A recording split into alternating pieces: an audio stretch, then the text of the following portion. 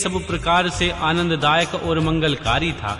वे ब्राह्मण देवता तुझे दुस्साह शाप देकर तेरी यज्ञशाला से निकल गए, तो भी तुझ मूढ़ ने अपने मन में कुछ नहीं समझा।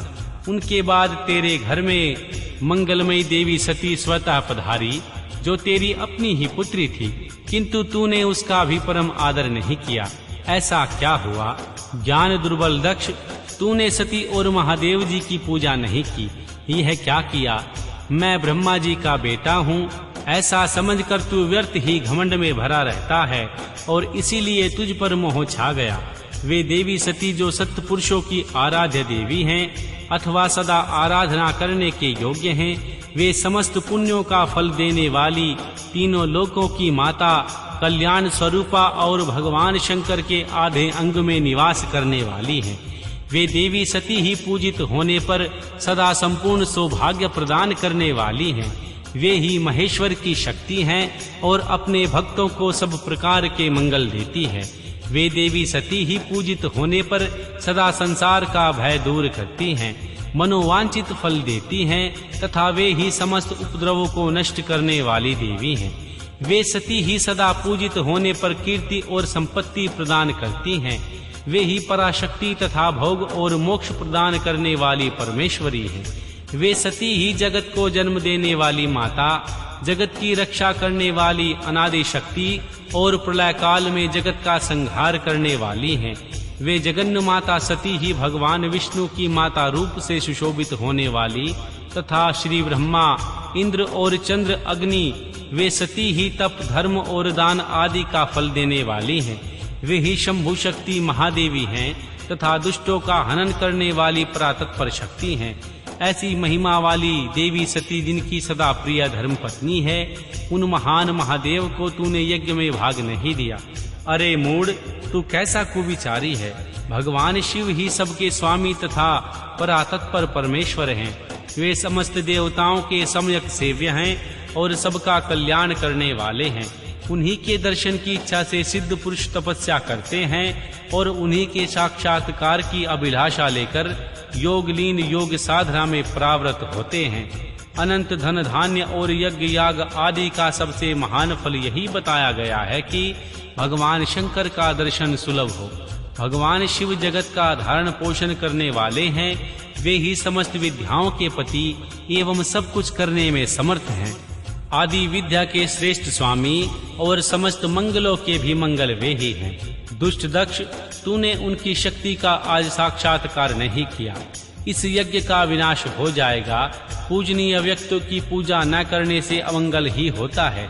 तूने परम पूज्य शिव स्वरूपा देवी सती का पूजन नहीं किया। शेषनाग अपने सहस्त्र मस्तकों से प्रतिदिन प्रसन्नता पूर्वक जिनके चरणों की रज धारण करते हैं, उन्हीं भगवान शिव की शक्ति देवी थी। जिनके चरण कमलों का निरंतर ध्यान और सादर पूजन करके श्री ब्रह्मा जी ब्रह्म तत्व को प्राप्त हुए, उन्हीं भगवान शिव की प्रिय पत्नी देवी सती थी। जिनके चरण कमलों का निरंतर ध्यान और सादर पूजन करके इंद्र आदि लोकपाल अपने उत्तम पद को प्राप्त हुए, वे भगवान शिव संपूर्ण जगत के पिता हैं और शक्ति स्वरूप देवी सती जगत की माता है। मूढ़ दक्ष, तूने उन माता पिता का सत्कार नहीं किया, फिर तेरा कल्याण कैसे होगा? तुझ पर दुर्भाग्य का आक्रमण हो गया और विपत्तियां टूट पड़ी, क्योंकि तूने उन भवानी सती और भगवान शंकर की भक्ति से आराधना नहीं की। कल्याणकारी भगवान शंभु का पूजन न करके मैं कल्याण का भागी हो सकता हूँ, यह तेरा कैसा गर्व है? यह दुर्वार गर्व आज नष्ट हो जाएगा। इन देवताओं में से कौन ऐसा है जो सर्वेश्वर शिव से विमुख होकर तेरी सहायता करेगा?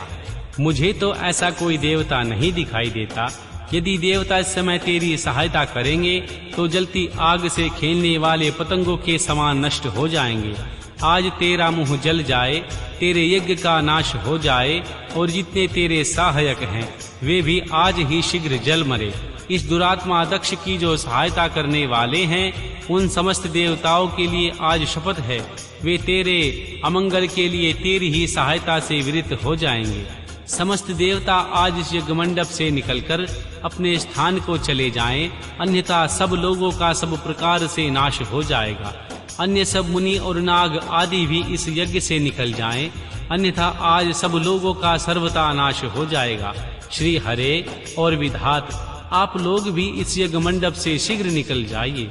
श्री ब्रह्मा जी कहते हैं, हे नारद, संपूर्ण यज्ञशाला में बैठे हुए लोगों से ऐसा कहकर सबका कल्याण करने वाली वह आकाशवाणी मौन हो गई।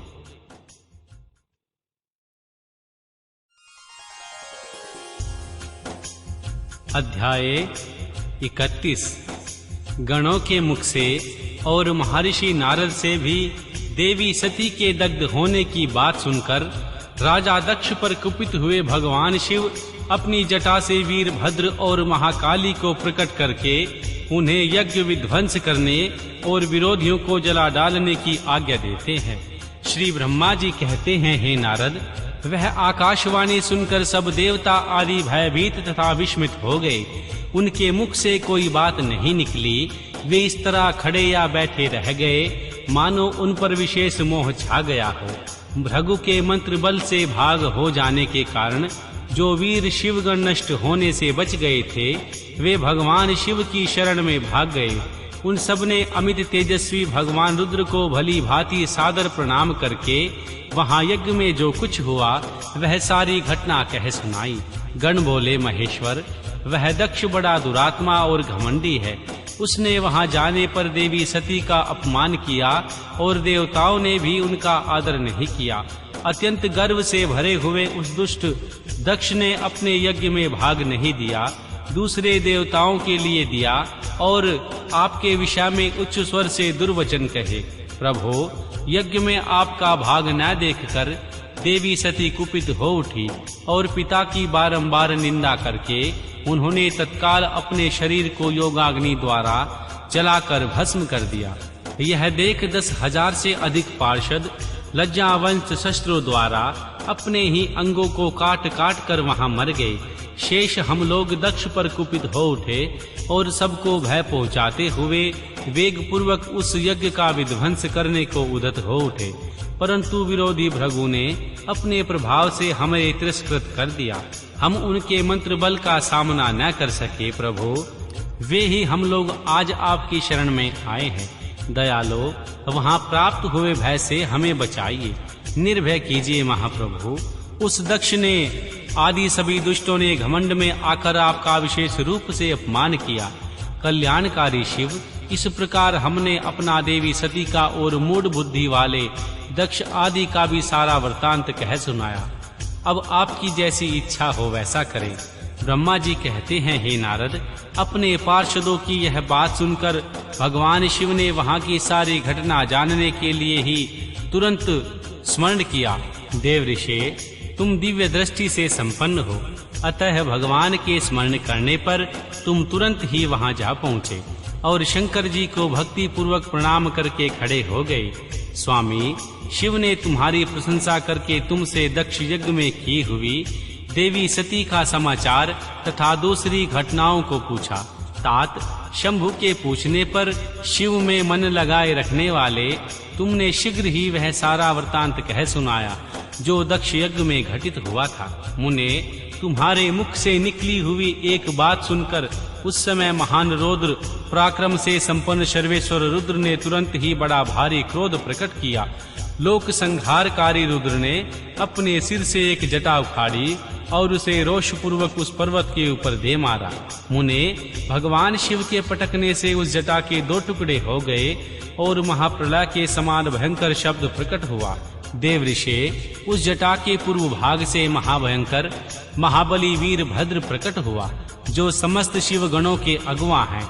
वे भूमंडल को सब ओर से व्याप्त करके उससे भी 10 अंगुल अधिक होकर खड़े हुए। वे देखने में प्रलय अग्नि के समान जान पड़ते थे। उनका शरीर बहुत ऊंचा था। वे 1000 भुजाओं से युक्त थे। उन सर्व सामर्थ्य रुद्र देव के क्रोध पूर्वक प्रकट हुए निश्वास से 100 प्रकार के ज्वर और 13 प्रकार के सनिपात रोग पैदा हो गए। तात, उस जटा के दूसरे भाग से महाकाली उत्पन्न हुई, जो बड़ी भयंकर दिखाई देती थी। वे करोड़ों भूतों से घिरी हुई थी। जो ज्वर पैदा हुए वे सब के सब शरीरधारी क्रूर और समस्त लोगों के लिए भयंकर थे। अपने तेज से प्रज्वलित हो सब ओर दाह उत्पन्न करते हुए प्रतीत होते थे। वीरभद्र